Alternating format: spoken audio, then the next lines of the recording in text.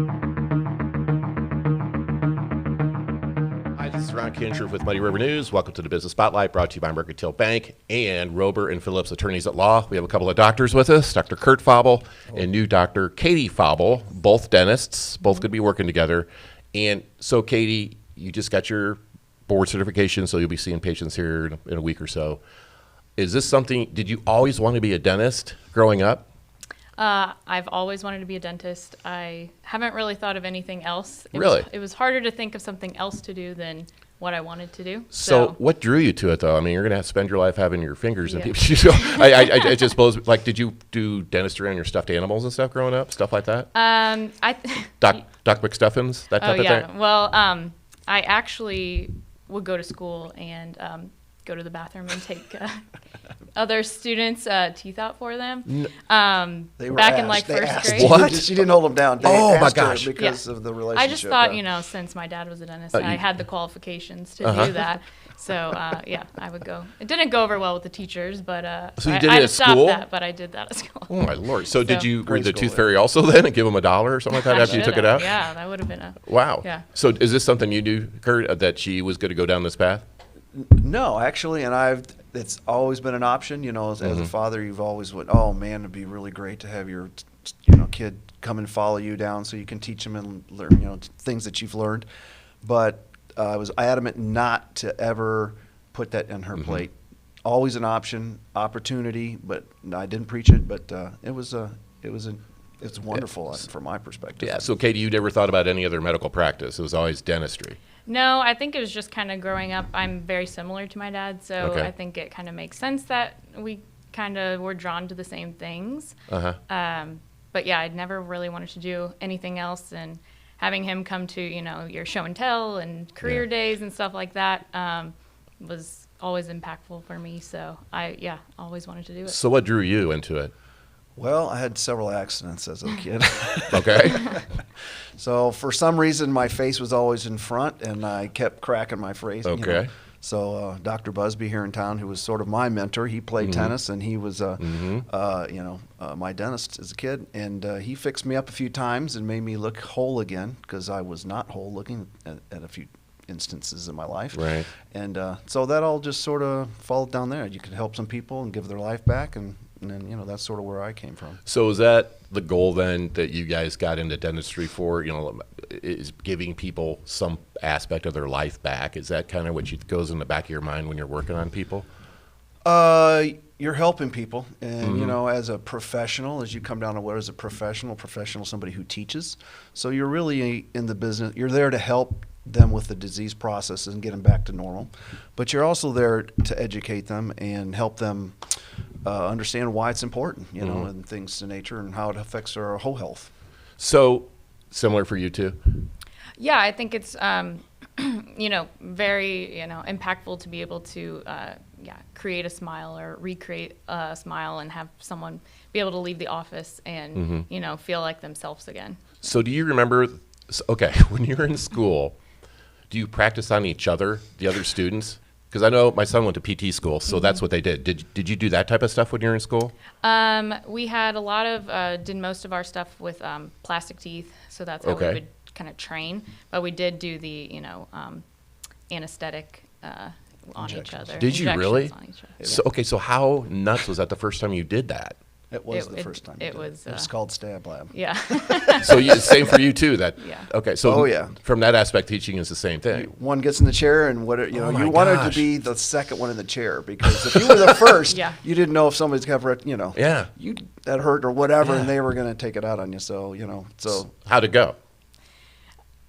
Mine went fine when I did it on the my student, I guess, but the guy who did it on me, he kind of forgot everything, forgot his name, forgot everything. Oh, wow. So because I had never gotten one, because I hadn't really? needed one yet. Okay. So that was my first time too. So it was an experience. Do you want to do it to one of your better friends or somebody you don't know as well I guess you're pretty close to everybody in your class by that point, aren't you? Well, I was a COVID class, so it was a completely different different experience. education. Okay. For sure. Okay. So has technology changed a lot since you went through school versus what you went through school?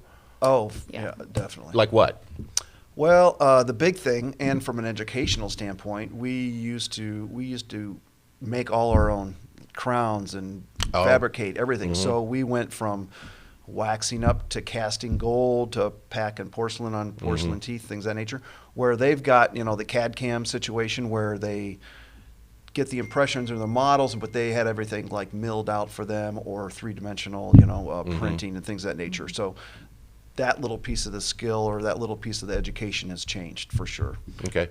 So the tools that you use versus the tools that you learned on, how different is that? Like the drills and x-ray machines and stuff like that. Let's let Kadi answer this one, Doctor. Yeah, sure.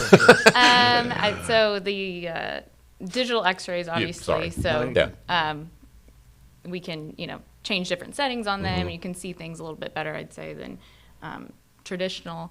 And then I guess they have really changed the way the drills sound. Some people might not think that, but just to quiet them down and try to make it a better experience for sure. Okay. Do you remember how to go the first time you actually treated a human?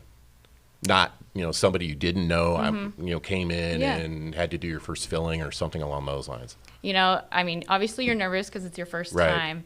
Looking back, it was the smallest, little, tiniest thing, in the world to do. But you are doing it on someone, and you're doing it on someone you don't know. It is a different experience, but it went well. So how many hours of practical work do you have to have in order to pass and then sit for your boards and stuff like that? There's a lot that goes into it. Let's see. So we had 2 whole years of simulation clinic, and then when you move to the clinic in St. Louis, where you see patients every day. So I saw patients there for 2 years, so you're practicing on that. We have to take, at least 4 sections of hands-on boards. Okay, right. And then we have 2 other sections of like a test boards. And then you have to pass all of your competencies. So there's over 20 competencies that you have to check off each certain thing. So. Is that further advanced than what you went through when you went through different school? than what we did. Yeah. A little. I think it's a great way to have an education that way. We basically, same thing, 2 years you're practicing on dummies and blah, blah. Then you have 2 years of clinics. You're basically, that's your residency. You're in there. Doing patients, and you're being overseen by professors at little stages and things of that nature as you progress. We just had requirements. We had to do so many things, so we didn't get those miniature tests. But it's a good progression, and it's a good teaching tool for them. So it was a good education that way. Now, your practice at Advance, you really focus on kids. Yeah. And is there something I know you're one of the founding fathers of Advance. Was there something in your background that you wanted to do that, or what was the reason behind that? When I came out, what was the big thing people say when they come to the dentist? I like you, but I don't want to be here. They're scared to death. Well, I was just looking at that. Well, why are these people 30, 40, 50 years old? Why are they scared to death? And they've all had bad experiences. So that tuned me into and became a really big part of our philosophy is let's make the experience the most important thing and the kids' experiences so they don't grow up like their parents. And that's sort of been the core group of all that stuff from the past. What's ironic is this question came up Saturday night. We were at a gathering, and there's babies there and stuff like that. And how soon should a parent bring their kid to the dentist? What age? There's guidelines.